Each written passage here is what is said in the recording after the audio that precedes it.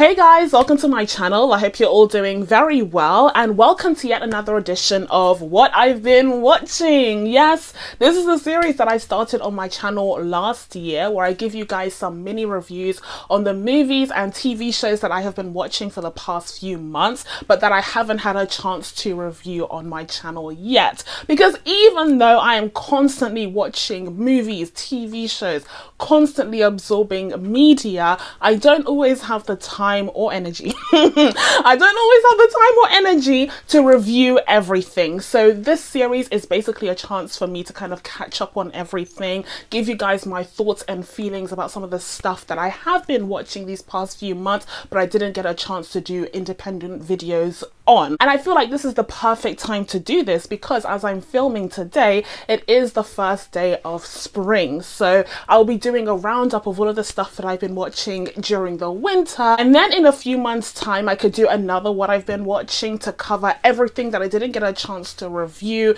but that came out during the spring. So it'd be a nice sort of seasonal thing that I have on my channel. So that's something to look forward to. But today we're going to be covering all of the stuff that I watched from pretty much the end of December to right now. And as always with these videos, I would absolutely love to hear what you guys have been watching and what you guys have been checking out. So if you could go ahead and share them down in the comments below, I would love to see it. And if you have some good recommendations for what you think I should check out as well, I would absolutely love to see that too. And of course, if you haven't already, please be sure to subscribe to my channel and make sure you turn on your notifications so that you can be told when I upload next. Now, without further ado, let's get into what I've been watching. So as I said, for this edition of What I've Been Watching, I'm going to be covering the stuff from January till now. And first one up we have is the BBC TV series This Is Going to Hurt. Now, This Is Going to Hurt is a series that's based off of a book that was written by then junior doctor Adam Kay. And here in the series, Adam Kay is a character in the show as well, and he is portrayed by Ben Whishaw. And I think this series was absolutely spectacular. I'm not sure if it's reached the US yet, or when it is going to, if it hasn't yet, but you can watch the series on BBC iPlayer here in the UK, and I would highly recommend you do if you haven't already. This is a series following a junior doctor who is working in a busy maternity ward in an NHS hospital in around 2005 or 2006, and like I said, this is based off of the book written by a doctor, Adam Kay, and this book explores his experiences, you know, working in the NHS, being incredibly busy, you know, just overwhelmed constantly with a ton of work, with a ton of patients, the ward being understaffed and underfunded because it is the NHS, and even though it is a huge blessing to have the NHS in this country, unfortunately, because it is publicly funded, it does mean that a lot of hospitals are underfunded. There are constant issues with funding and with the provision of healthcare, especially in a timely manner. So it's a very complex issue, and like I said, very grateful to have the NHS, but it isn't as simple as just free healthcare for all, and that's something that is really explored in this series, especially through the perspective of a junior doctor. And you know, this shows the experiences of this junior doctor, just warts and all. Like, there are definitely moments where you see the bright side of things, you see the differences that he's making in people's lives, especially in this maternity ward where he is literally helping women bring life into the world. Like, okay, these are some beautiful, touching moments, but at the same time, even though you see that in the patient's eyes, these are very unique, once in a lifetime moments, you know, when their child is born. For the doctor, it's just one patient in a line of like 100, and so you see him go through all of these different patients. You see how tired he is. He's barely had time to rest, he's barely had time to eat, he barely even has time to change clothes before he's affronted with a pregnant woman. So it is just a very fast-paced, high stress environment. And then on the flip side of things, as well as the happy moments that are depicted, you also get some really heartbreaking tragedies and some really difficult moments, and they are shown to have some detrimental effects on Adam's mental health as well. So all of the topics that are explored in this series are very real and very raw, and they don't just glorify the NHS and glorify doctors. It shows things from all different angles, and it can be quite brutal, and you don't always like this character, you know, sometimes he's quite unlikable. And also what's key is that there are characters who actually call him out when he's doing something that is reprehensible, which I think is really important because it kind of attacks this perspective of doctors having this godlike status in society and showing them as fallible beings. Not to say that we shouldn't listen to doctors, but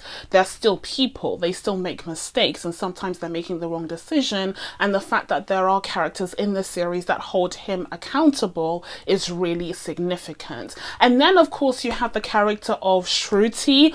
Oh my goodness, I'm not going to get into Shruti too much. If you haven't watched the series, and you can, I would highly recommend you do, and then you can talk about it in the comments with a spoiler warning.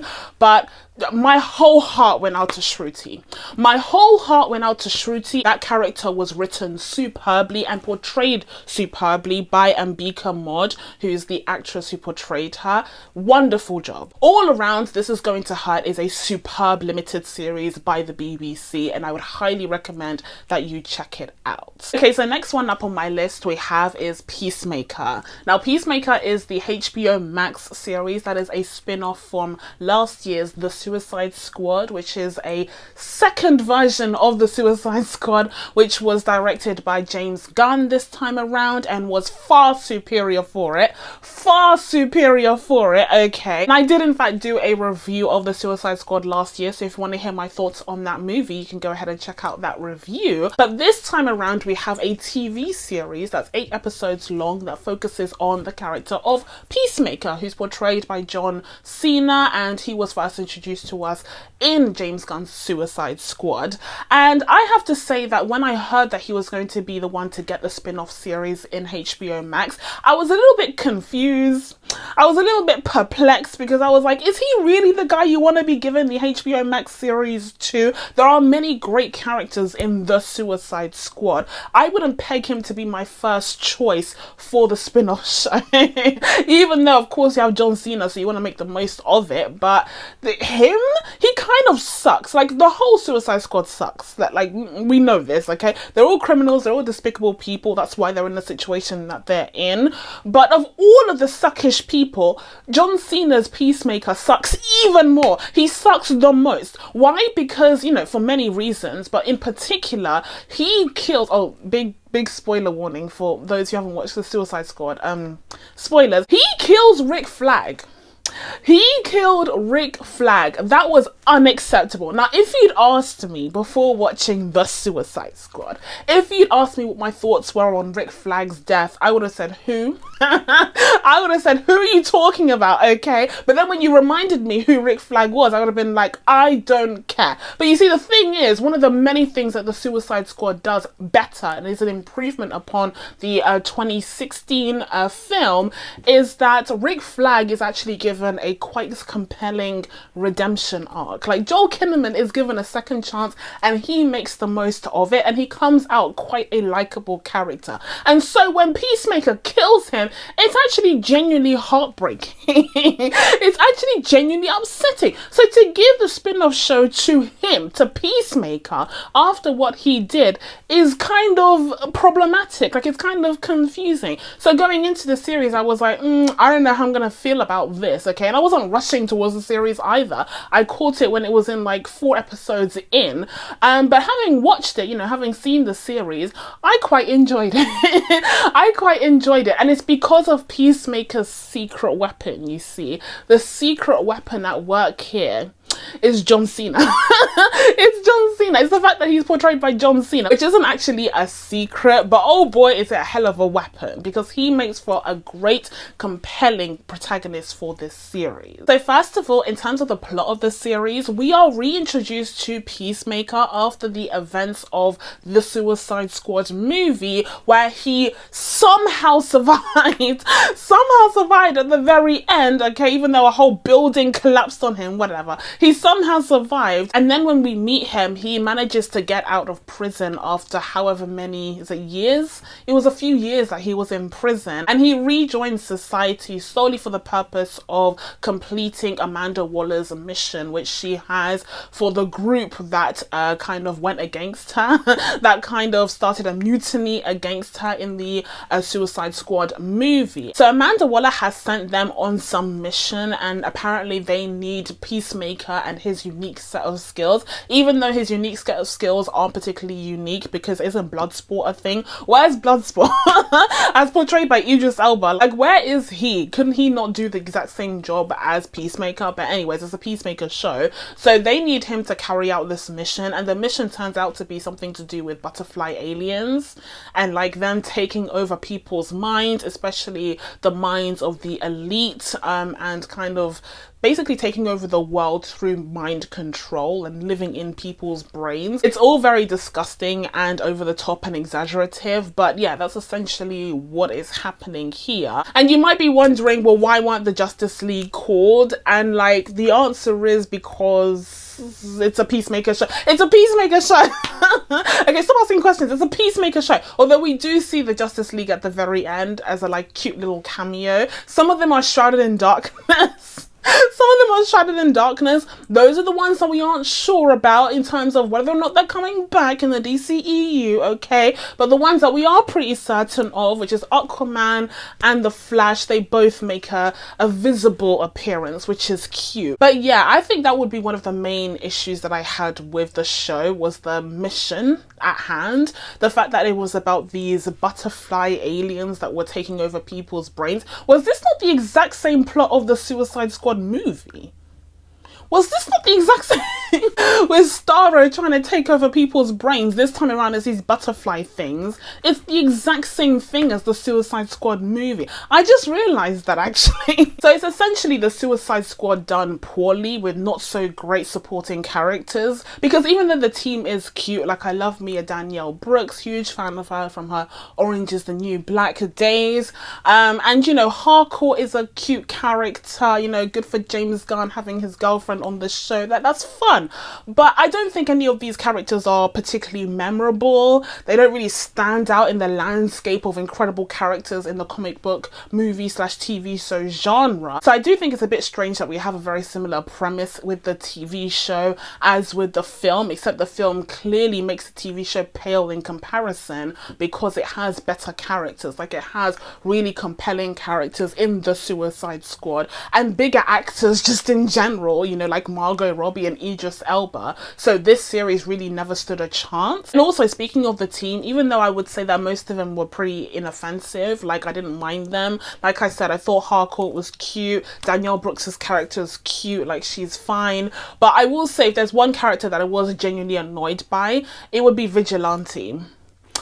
No, I really didn't like Vigilante. To me, he was just so obviously a discount Deadpool. I couldn't get over it the entire time. I was literally sitting there like, oh, so we're really doing this? Like, we are really committing daylight robbery and trying to steal Deadpool for the DCEU. I couldn't believe my eyes. I couldn't believe my eyes. Listen, it's nothing against Freddie Stromer, who portrays Vigilante. Like, it's nothing against him. Okay, he did a good job for the script, okay, for what he was given to do, but it's just crazy to me how obviously this character is drawing from Deadpool and he's not doing it as well. So it's just a bit like, oh. But yeah, you know, his relationship with Peacemaker is cute. Like I said, everything here is just like cute. Everything, like, it didn't blow my mind. It was just like, oh, cute, like, it's fun. But like I said, I just think that his character was just so derivative. There was nothing unique about him. And again, the rest of the gang is also pretty meh, like it's pretty good, pretty okay, but just not exceptional. I mean, at the end of the day, James Gunn is the guy that gave us the Guardians of the Galaxy. Like, he took a group of miscreants from the comics that pretty much no one knew about and made them A-list stars in the MCU, you know, a group that people genuinely love and connect with, and that chemistry that they have together is superb. So he can do this, and he did do this again with the Suicide Squad, I think. But in the case of this group over here that we have surrounding Peacemaker, it's just not giving the same energy at all. And then next up, another thing that kind of made me raise an eyebrow a little bit was his dad, the storyline with Peacemaker's dad, who's like a whole Nazi. We're starting to see more Nazis be depicted on screen lately, and I'm really upset about that. I'm really upset. Like, oh, there's like white supremacists in abundance on screen lately. And it's like, I don't care if it's like a meaningful commentary on blah, blah, blah. That's always going to put me on a bad mood. That's always going to put me in a bad mood when I see a bunch of white supremacists doing the Nazi salute. I just watched, never mind, I'm not going to spoil that show, Peaky Blinders, if you're watching. But it's just really upsetting. At the end of the day, like, do I want to be watching a series with Nazis in them? And speaking of James Gunn-isms and what he's been able to bring to the Guardians of the Galaxy and the Suicide Squad franchises, another thing that you can pretty much expect, you know, come to expect when you have a James Gunn production is comedy, edgy comedy specifically. And here it is in abundance. But I would say that it's not always done particularly well, and that's another weakness in the show that I didn't particularly enjoy. I didn't have an issue with edgy comedy. In fact, a lot of the shows that I watch are quite edgy, okay? I'm currently watching the Big Mouth spin-off, Human Resources, which I think is super clever, super funny, and very, very edgy in that case. So I don't have a problem with that style of comedy. I just don't think that Peacemaker specifically is particularly funny, and I think a lot of the jokes kind of go on for too long. They go on for way too long, that they're really trying to get that chuckle out of you, and it never came for me. It just felt like it was trying way too hard to be way too edgy without any purpose, and I've seen better, cleverer jokes and writing from him in, again, previous projects, so that was a bit disappointing on that front as well. So overall, Peacemaker just wasn't my favorite. It didn't really click with me. I don't know about you guys, like, I don't know what you guys thought of the series. Not many people talked about it, but perhaps you really enjoyed it. I think it has a high critical review, so someone liked it. But I just wasn't that person. I just thought it was okay. It was pretty good. If there is a season 2, then perhaps I would check out the first couple of episodes, but if not, I won't really miss it. I will say though, one thing that I did very much appreciate about the series was the opening sequence. That is a great opening sequence. That is how you do an opening sequence, James Gunn, okay? I appreciated that. That song was really catchy, and the fact that everyone took it so seriously and did the dance moves with like a deadpan face was really funny. That was funny, okay? Everything else about this show was barely chuckle worthy, but that opening sequence was very fun. Okay, so next one up, speaking of comedic shows that have no comedic value, here we have Space Force. Here we have Space Force Season 2 for some reason. I remember I reviewed Space Force Season 1. I can't remember what I said in that review. I can't remember what I said in that review, but what an underwhelming show. Like, what a disappointing, underwhelming show. That show was just a whole bag of nothing, pretty much. It had no cultural impact. It wasn't funny. It didn't feel distinct or unique, or it didn't stand out in this landscape of streaming and incredible TV shows that we have right now. All of this media that's competing for our attention, and then there's just Space Force. And there's like an easy pass. Easy pass, okay? But somehow it was greenlit for a season 2, even though it didn't perform particularly well on Netflix either. And my guess would be it's because there's like Steve Carell involved. Like, just the names involved with the series is probably why it got a season 2. But I would say that season 2 is likely to be its last season, because it's just not a great show. It's not a very well written series. Season 2 was worse than season 1 somehow. Season 1 wasn't offensively bad, but it was just a whole, like I said, bag of nothing. Whereas season 2 was genuinely just like bad. It was just I didn't even know what else to say. Like, it wasn't funny. The plot lines were just dead. Everything about it was just dead. Literally, the only reason why I even tuned in for season 2 was John Malkovich's character. Like, he was my favorite character from season 1. So I was like, let's see what he's up to in season 2. And then we found out, and it was very underwhelming. I can't even remember the story, the plot of season 2. Who cares? Either way, my point is, I watched Space Force and it was a whole bag of nothing. It was very underwhelming, and I hope we don't get a season 3. I hope that the money and resources that was supposed to go to season 3 go towards a better, funnier series. Now, speaking of needing to redistribute our resources to a better show, next one up we have is Upload season 2. Upload season 2. Guys, this is where it's at.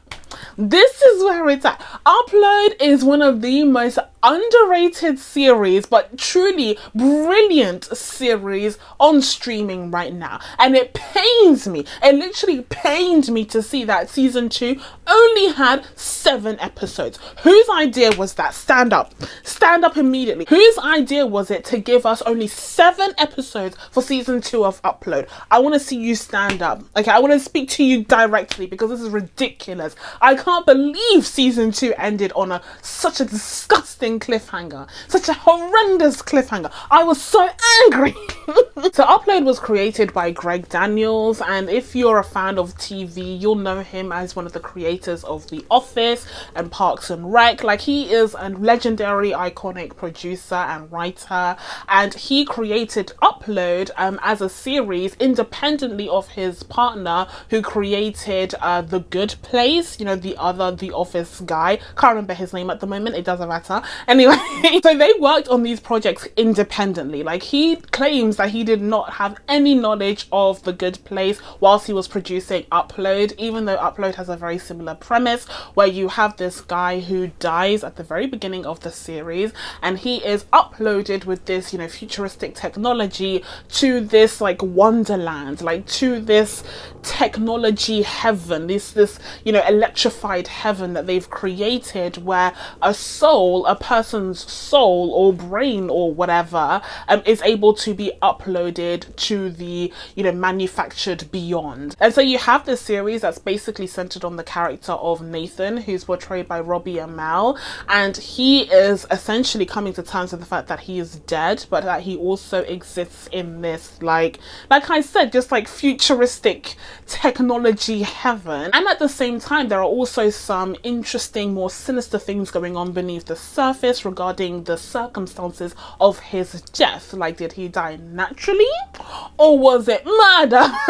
Is there a conspiracy at play here? And then in the meantime, Nathan is being supported by this angel called Nora, and Nora essentially just works in this like office, like in this IT office where they assist all of the wealthy people, the souls of the wealthy people who can afford to go to this technological heaven. And in fact, the only reason why Nathan can afford to go there in the first place after his death is because of his girlfriend being extremely wealthy. But anyways, so Nathan falls in love with Nora, and then at the very end of season 1 we have this whole conspiracy that's like explored about, you know, why it is that Nathan may or may not have been murdered. So then in season 2 we continue to follow the character of Nathan, and he's still in the technology good place. He's still in the good place, except this time around he's actually joined by his girlfriend Ingrid, or rather ex-girlfriend because he's dead. But yeah, Ingrid is there. She's uploaded herself, and he thinks that Ingrid is dead as well, but she's actually uploaded herself whilst still living. So she's basically in this like VR suit in her bathtub and she's pretending to have died and, you know, been uploaded. And then on the flip side of things, you have Nora, who's gotten into this like ultra strict cult that's very anti-technology, but also specifically very anti-upload, because you have this really huge kind of capitalistic angle at play here. The kinds of people who can benefit from this technology are of course the extremely privileged, people who are incredibly rich and powerful, whereas poor people don't have a chance to take advantage of this technology. And there is this really interesting plot point that actually brings in politics at play say, which I thought was extremely clever. I thought that was extremely clever. And again, it plays into the themes of capitalism and of, you know, privilege and wealth that are explored throughout this series, that are done very, very well. Even though this series is, you know, overall a comedy, and it is a funny one at that, okay, Peacemaker. Anyway, Space Force, it's a funny comedy, but also it has that intelligent angle of exploring, you know, capitalism and what would happen if such a technology were to exist. Of course, it would be exploited by the wealthy and the powerful. And I think just like with The Good Place, that focused in on that philosophical angle with, you know, the ethics and morals being explored in that show, the idea that Upload would hone in on capitalism, or, you know, anti-capitalistic sentiment, I think is very clever. A bit ironic considering it's an Amazon show. A bit ironic, okay, considering it's on Amazon and Amazon is owned by Jeff Bezos, one of the richest men on the planet. But I do think it is a very clever series for going down that route. Okay, so the next series and the final series that we'll be talking about in today's video is Pam and Tommy. So Pam and Tommy is a limited series that was on Hulu in the US, and everywhere else it was on Star on Disney Plus. But this series is about the relationship between Pam Anderson and Tommy Lee, and in particular the sex tape that was released in the 1990s that basically changed the game when it came to, I think, like sex tapes in general, maybe, or like especially the porn industry. I think the point was it was a huge deal in the 90s, apparently. It was a huge deal in the 90s, and it was this huge event that really did have a huge impact on pop culture, and especially the emergence of the internet and video sharing. And so this series explores that event. It explores the, you know, exploitation of this very intimate moment in these people's lives, and the fact that people were able to monetize that almost immediately. And it also helped, like I said, generate a whole industry, especially a subset of the porn industry, as a result of the release of this sex tape. So yeah, it is a very interesting subject matter, and almost predictably it is produced by Seth Rogen, who also stars in the show as the guy who released the sex tape to the world after having stolen the literal tape from Pamela Anderson and Tommy Lee's house. And speaking of the titular characters, we have Pamela Anderson, who's portrayed by Lily James, and Tommy Lee, who's portrayed by Sebastian Stan. The main reason why I watched this series, if I'm being honest. Let's talk about Pamela for a second, okay, as she is portrayed by Lily James. So I have this like thing I have this thing that doesn't really make sense, okay, but it's still a thing nonetheless. I can't help it. But I'm not the biggest fan of Lily James. I think I mentioned this in another video. I think it may have been one of my Cinderella videos, but I'm not the biggest fan of Lily James. Like, I'm just gonna say it. Something about her face annoys me. Again, it is just like inexplicable, okay? It has no sense to it. There's no real reason, but just something about her just kind of annoys me, okay? So when I saw that she was gonna be the star of this series, I was like, oh, do I really want to put myself through that? There's something about her face that's just kind of annoying. But I do think she was a decent Pamela Anderson. I know that other people were like mind blown by her performance here, but because she annoys me so much inexplicably, I didn't find that much joy in her performance. I don't know anything about Pamela Anderson. Like, this is before my time. I didn't really care about this subject matter that much in terms of, you know, my connection to these celebrities or my knowledge of them. To me, the more interesting side was the exploration of this violation of privacy, which we'll get into in a second.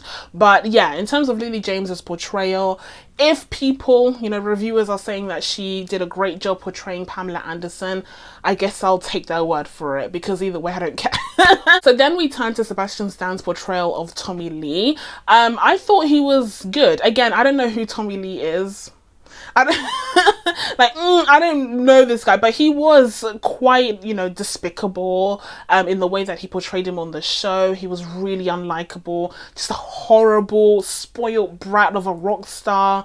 The fact that he, you know, knocked off a bunch of those people, refused to pay them after doing work on his house. Like, they really did a great job of setting up why Seth Rogen's character will get to the point where he would want to steal from him, because he had stolen from them. Like, Tommy Lee had literally stolen from them. They had done all that hard labor on his house and he refused to pay in the end with these petty reasons, saying, oh, I'm rich, but I'm not gonna pay you. He was despicable. I hated him so much. I hated him so much. So yeah, I think Sebastian Stan did a great job in portraying this highly despicable character, which is something that he's, I guess, wants to do now, because I also watched Fresh, which was a Hulu movie that's on Disney Plus Star in the UK, and he's equally despicable there. More so, you know, more despicable in Fresh. But I would say, yeah, that's kind of his niche now. He's having a great time of being horrible male characters.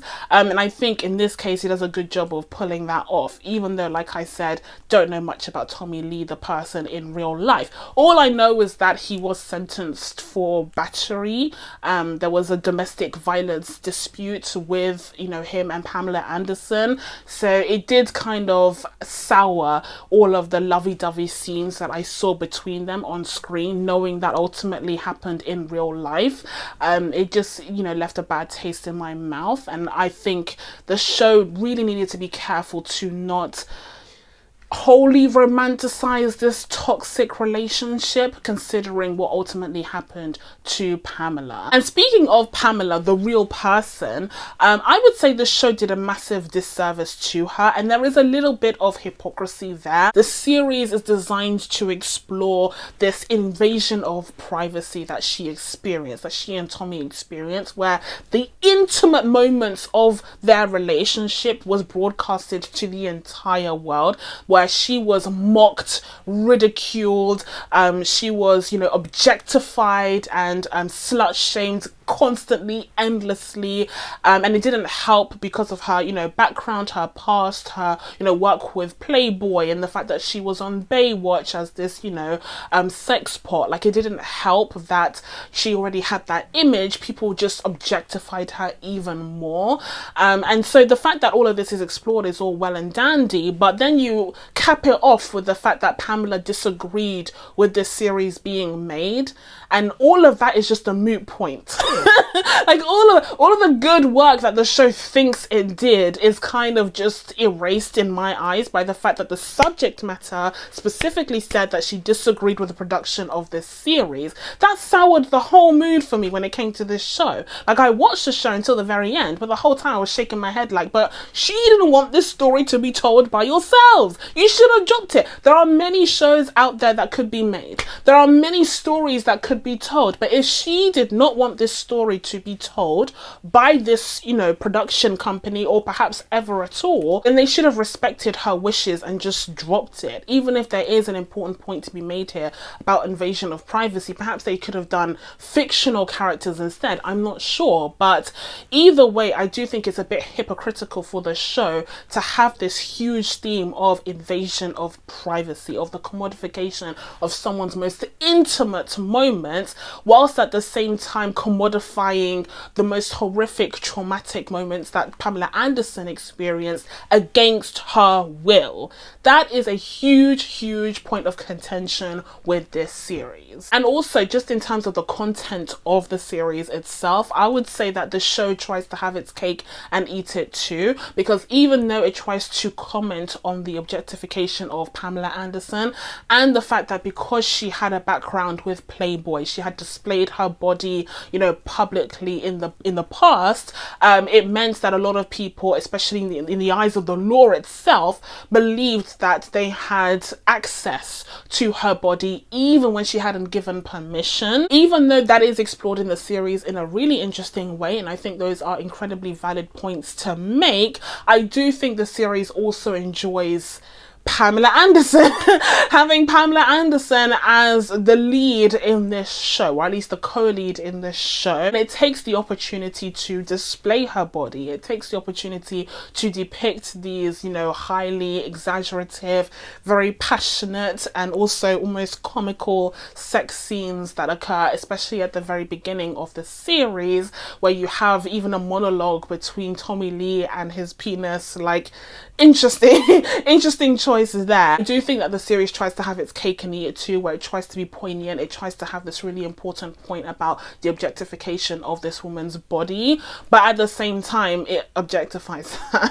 It objectifies her, it leers at her. You can feel the leering through the camera lens in some of these episodes. But overall, I would definitely say that Pam and Tommy is a good show. It is a very well produced series with very good performances. Like I said, despite my prejudices, my unfounded prejudices towards Lily James, I think she did a good job, you know, personifying this person. I just think she was annoying as hell throughout the entirety of it, so I couldn't really enjoy it. And Sebastian Stan was, you know, despicable as Tommy Lee, although he did have moments of, you know, nuance to him. Overall, I just strongly disliked him, and again, did not get much enjoyment from this portrayal. But yeah, overall, it's a good show, isn't it? Like, if you're interested in the subject matter and you don't care about the fact that Pamela Anderson was wholly against this show even happening, then yeah, I would highly recommend it. You can watch it now on Disney Plus for some reason. But that's it from me. Now that I told you guys what I've been watching, it's time for you guys to let me know what your thoughts are on these shows down in the comments below, and also let me know if you have any recommendations for shows or films that you would like me to check out. I'm always open to them. But in the meantime, please be sure to subscribe to catch new videos coming up. Thank you guys so much for watching. I really appreciate it, and I will see you in the next one. Bye.